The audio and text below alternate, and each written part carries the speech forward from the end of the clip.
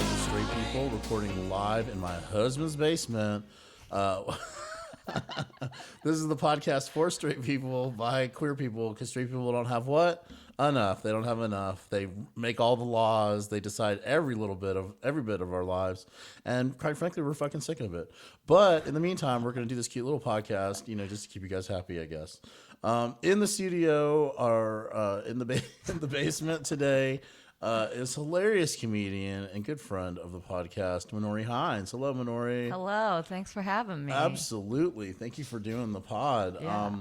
Now, Minori, you've listened to the podcast. You're a fan of the pod, right? Yes. So you know the situation, right? We just get right into it. Yeah. We get straight to the point, if we're going to use that vernacular. Yeah. So, Minori, how do you identify? I am queer. You're queer? I'm gender queer. And then I guess my sexuality, which it's weird to even have that as an identity that we even talk about. But I guess I'm pan if I have to identify as anything. Yeah.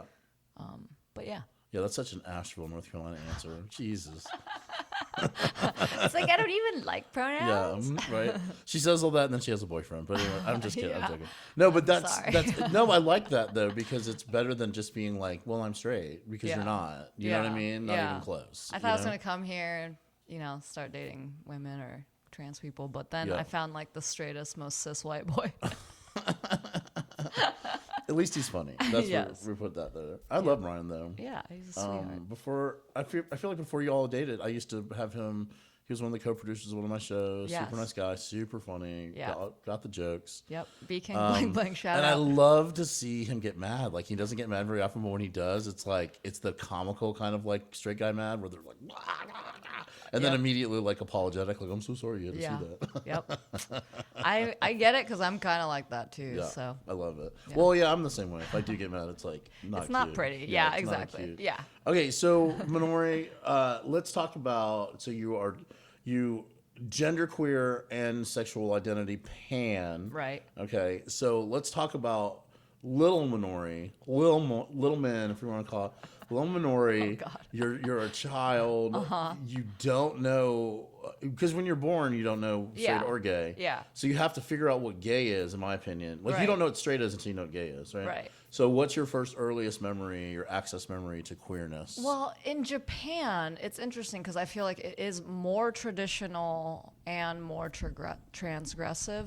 Yeah. In terms of gender stuff, because it's more traditional in that it's very binary, and the patriarchy is very strong, like women are secondary, but it's more, I feel like it's more progressive, transgressive in that I grew up watching like trans and queer personalities on TV, whereas I feel like the representation wasn't really there in the States unless you were watching, like you were seeking it out.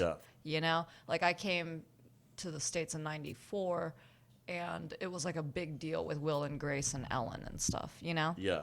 Whereas at least in Japan, they were like, you knew that there were these gay characters, but it was also kind of like they were the butt of jokes and stuff too. Yeah, so it was obviously kind of problematic. Because I think about like, especially in anime, when they depict a queer person, it's like it's always very stereotypically kind of effeminate. Right. And I'm watching one now where there's a character that I swear to God, it's like Brent Starr. It's just Brent fucking Starr in this like superhero kind of anime. And it's actually more progressive because it's a modern. Right. So the character is sort of like in on the joke a little bit more than what you normally see. Right. But that's interesting. And growing up, the stuff that we would see in the States, like they had a show called it was called G-Force or Battle of the Planets, and the main bad guy was trans. Whoa. And the way you watched it in America was it was his sister. So sometimes he'd be male presenting, and sometimes he'd be female presenting. And what we watched growing up was the bad guy Zoltar and his sister Zoltan or whatever. I don't even remember. But then later I watched like the dub versions and I was like, oh no wait, it's just the same person. Yeah. But this character comes from a planet where they sometimes present male, sometimes present female, and that's just written into the story. Like, oh yeah. Yeah. Now they are the bad guy and they're the butt of a lot of jokes because of it. But yeah, that's like the most probably like that's the first trans character without even knowing I saw it. That was the first trans character I ever yeah, saw. and now that you're saying that, I'm like, yeah, there's like Ranma 1/2 or whatever, Yeah. you know, the anime where like he turns into a woman based on like hot or cold water. I Yeah. forget.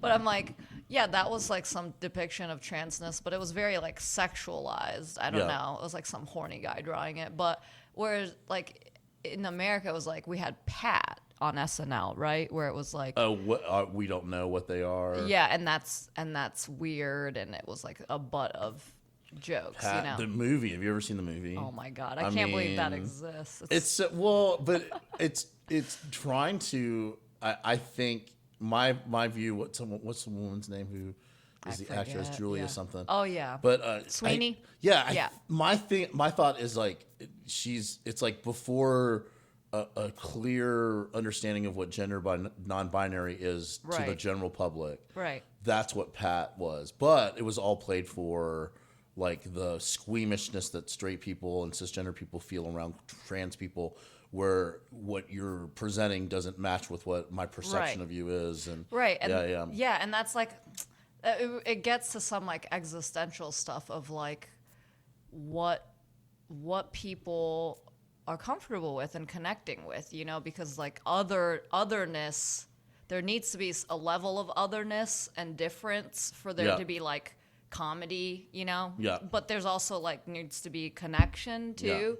So Well, yeah. it's just the same joke too, over and over and over again. And in a scenario like Yeah. with Pat, it's just Well, yeah, the that totally. same joke. yeah. But I do remember Dave Foley played I can't remember what it was, Pat, and then whatever their partner, Chris. It was, yeah. Yeah. And I do remember being like, this my is, God. yeah, it was pretty bad. I mean, I'm sure revisiting that movie would just be like 100% Yeah. cringe all the way through. Yeah. Okay, so you moved to the States. Yeah. How old were you? I was 9. 9. Yeah. Well, besides the presentation of like queerness and transness, what was the biggest culture shock for you? Like, let's pivot away from sexuality for a second. I'm just curious, as to be a 9-year-old, and where did you move from and to? I moved from like Kobe in Japan,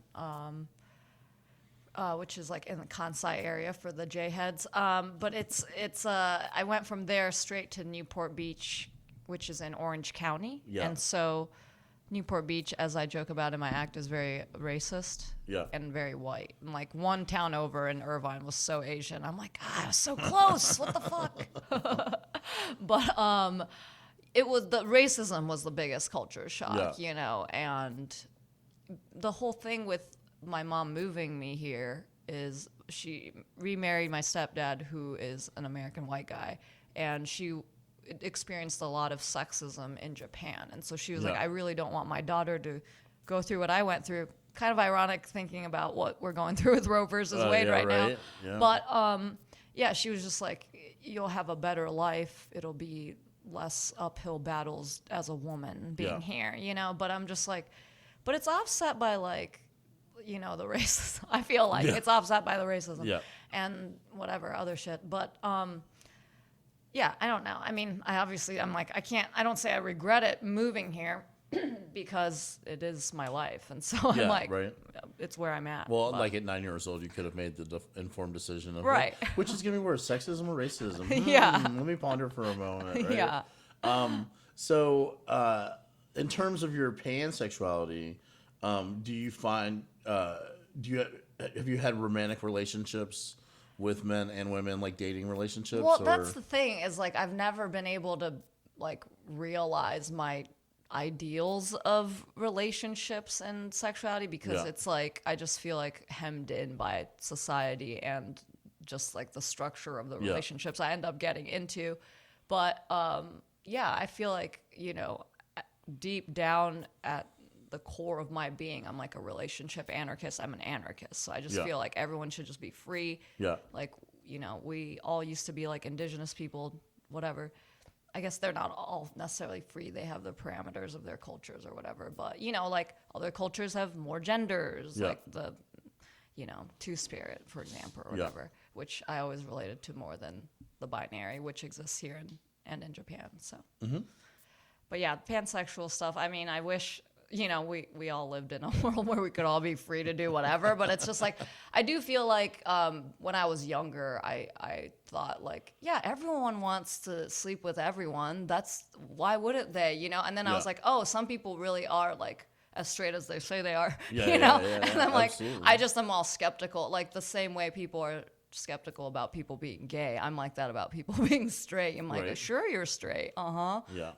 Because it's you're bi until proven otherwise. yeah, in to my me, opinion. because it's like so many people have come out to me in my life Yeah. over the years, and I've seen that progression of how they come to terms with it. They come out, maybe they're bi, and then they are like, actually, I'm gay, or whatever, Yeah. Well, in the States too, I feel like in Western, and at least in the United States, I don't know about all Western culture, but I think that there's a stigma around like deep same-sex, non-sexual relationships. So like non-toxic male friendships and things like that. Yeah. And I think in other countries, sort of like maybe some of that bisexuality fulfillment might be just you're bi-romantic and you have your bestie and you can express love to your bestie on a deeper level than you can to just regular Absolutely. other same-sex people, but maybe not to the full degree of like, full penetration. Right. Which Yeah. like, it's like, it's like if you're gonna start the game, finish it. You know what I mean? But I think that that's something too. It's like, I think that especially like when I look at like Gen Z a little bit more, that they seem to be a little bit more in lines of being more open to being bi, but also like just not being quite so toxically masculine to each other or competitively female with each other. Right, or just being like, I'm going to explore, exactly, and just being like, I'm queer, I don't know, Yeah. and letting it be that. And I think that's kind of cool because, and when I was younger, I used to think everyone wanted to have open relationships because I'm like, yeah, who wants to be in a committed thing? That sounds so hard. And like, you just sleep with one person and you just hang out with them all the time. But then I realized, dyadicness, like whether you want to be in a monogamous relationship or not, is also like a spectrum too. And some people, that's really how they're wired, and that's really what they like. They're penguins, and they want to be like that for life. Absolutely. And I'm that more way. power to them. Power to you. I was interested in open relationships when I was younger, but then the practicality of that is just living together, blah blah blah. Yeah, I can only think manage too. one heart at a time. Do you know what I'm saying? Yeah. And my joke is that the only way to ever bring a third into my relationship is if that person knew where they wanted to eat all the time. Because then we'd finally that's the only The thing that unicorn. Payne's not perfect about. It's like I gotta name 30 restaurants. Like anytime we go to eat, I'm like, what about this place and this place and this place and this place? And then you're like so hungry by the time you're trying to Well, it's always the decide. first place I named anyways. I'm like, why are we doing this? Why must we go through this fucking this sham every single time when it's gonna be the first place I name? Why can't I just name the first place? Yeah. We just go there.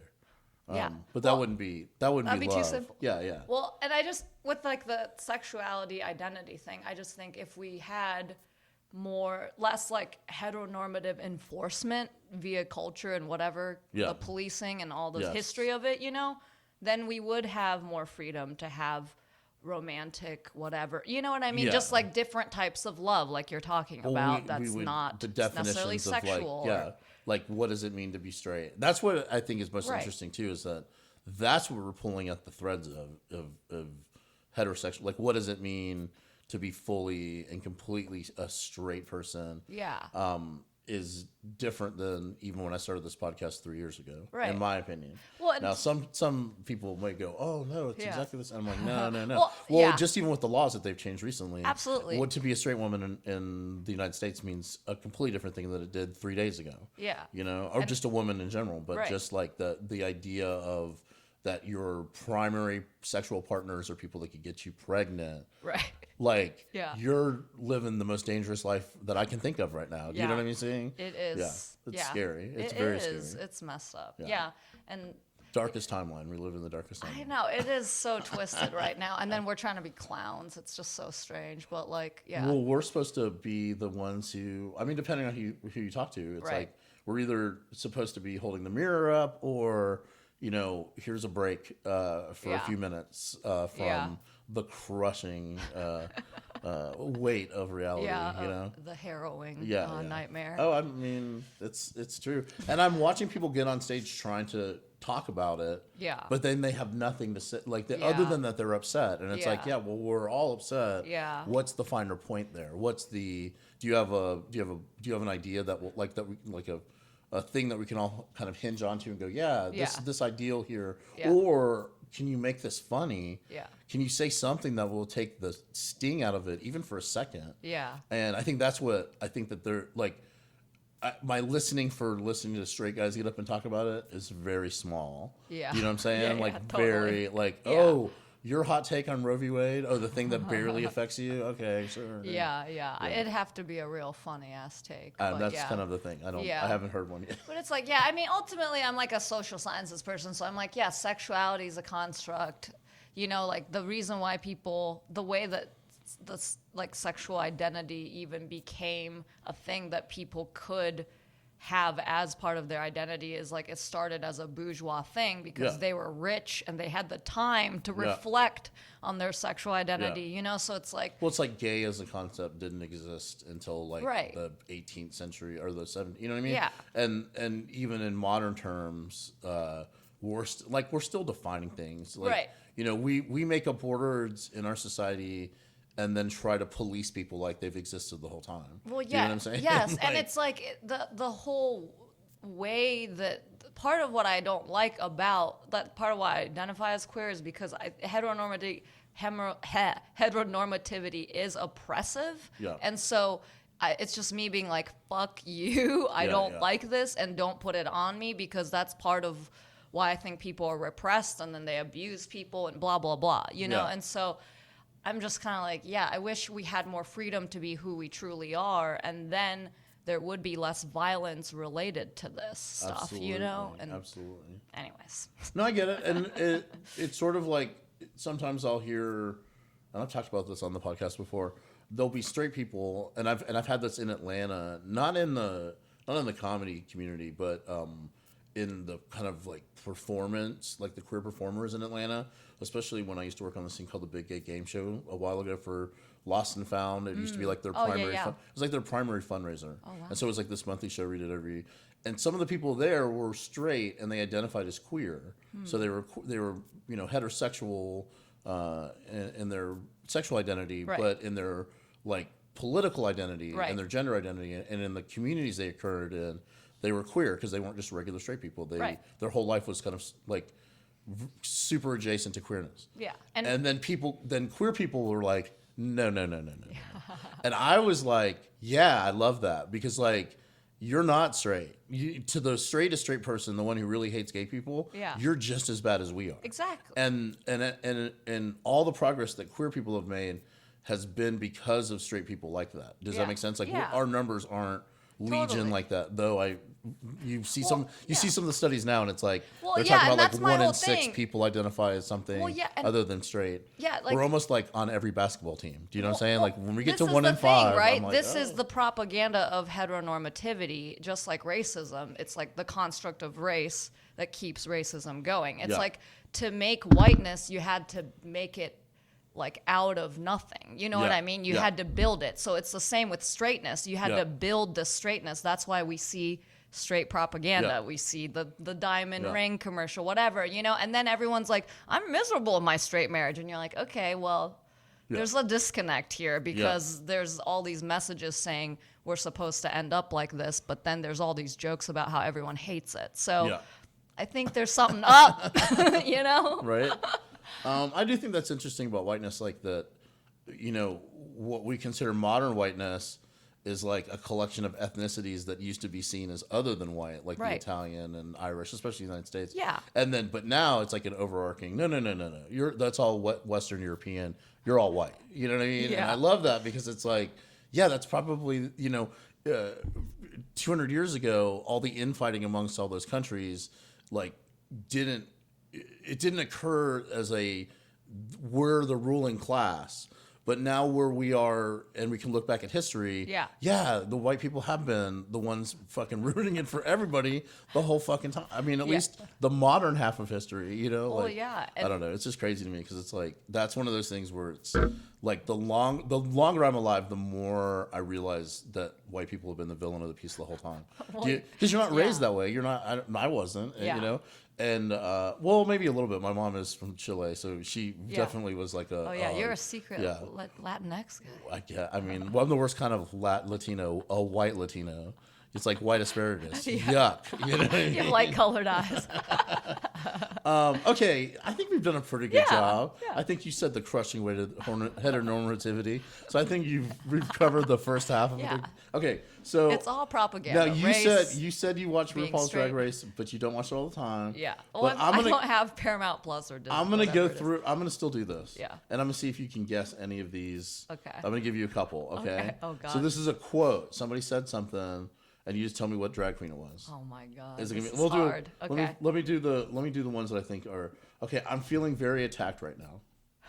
Well, she said it more like I'm feeling very attacked right now.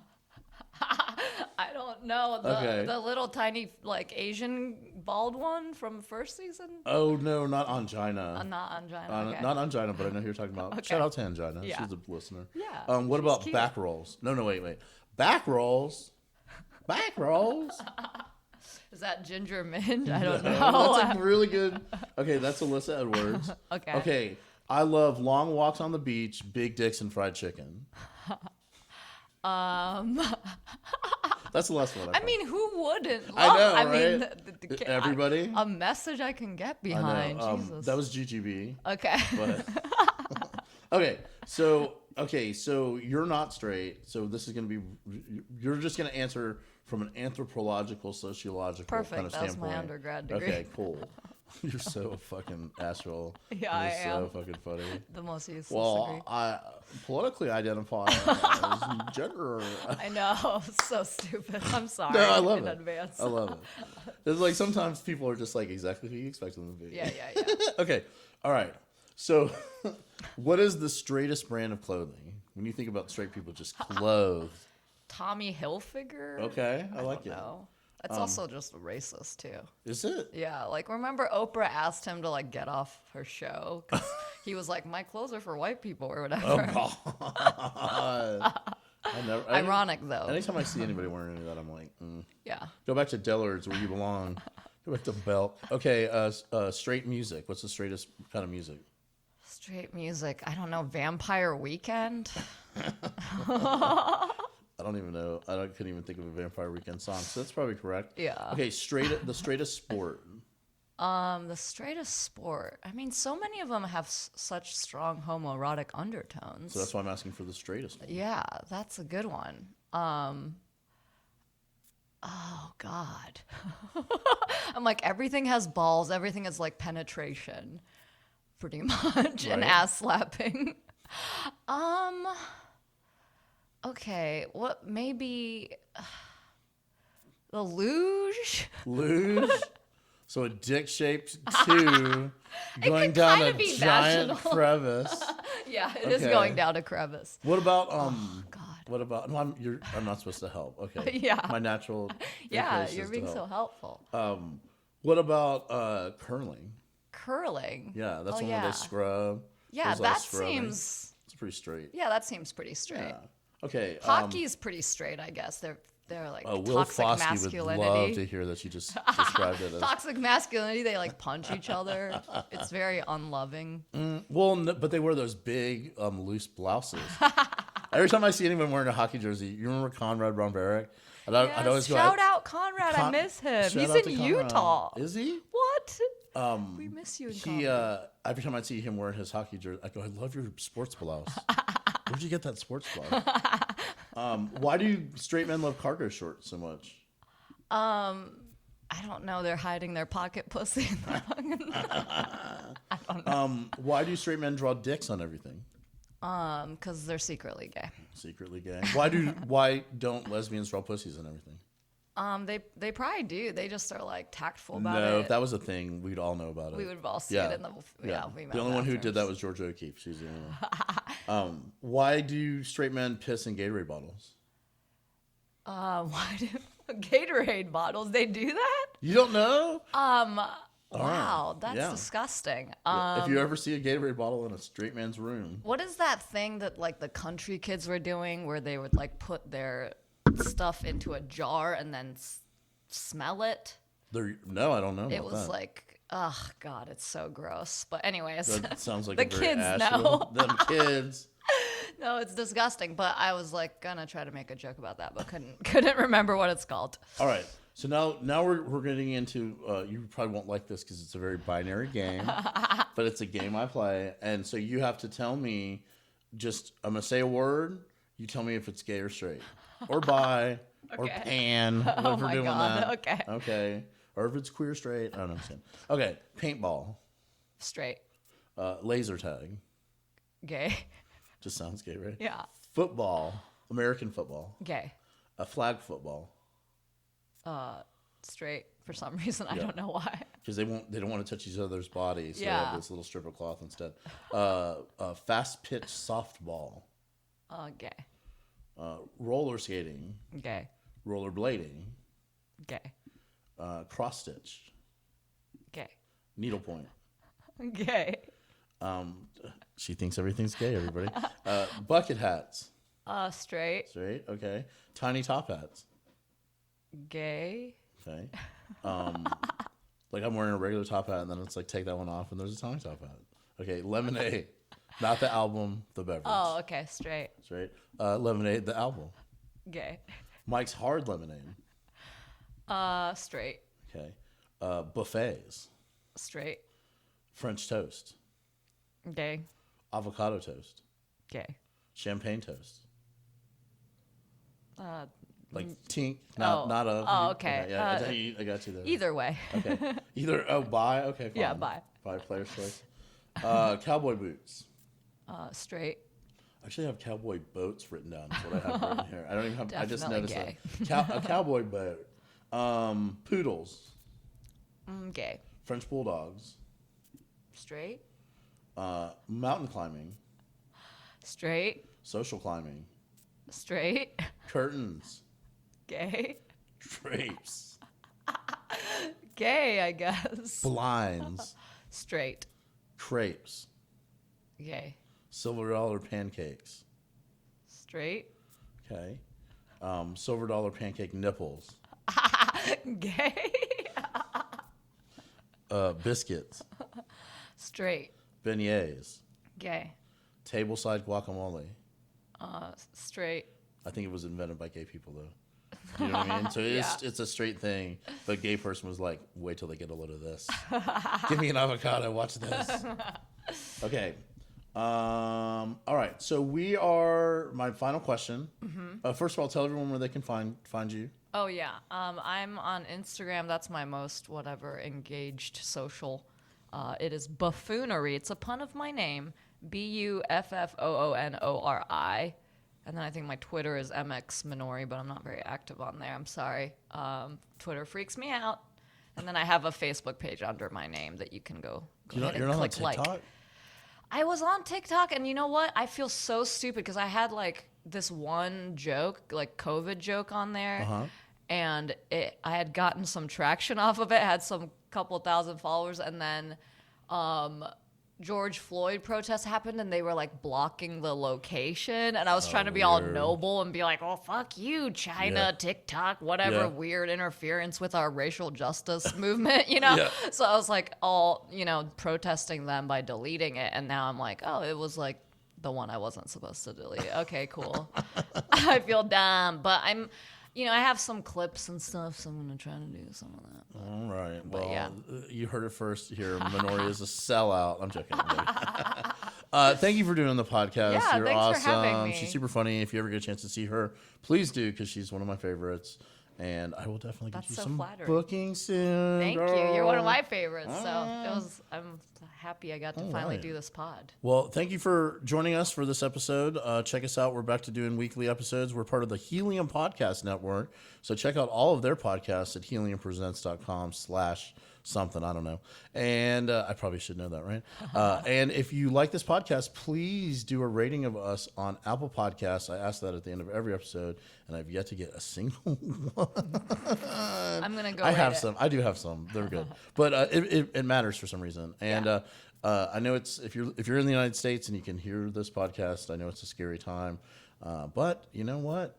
We gotta keep fighting. There's never a time if you're somebody who's queer or you're an other person in the United States and you're a part of the majority, you have to fight. And I know it's tiring, but it's worth it. And you can't fight when your nervous system's all activated. So relax it with some laughter. Yeah, exactly. All right, that's it. That's the pod. That's it. Thanks. Yay! Bye. Thanks for having me. Absolutely.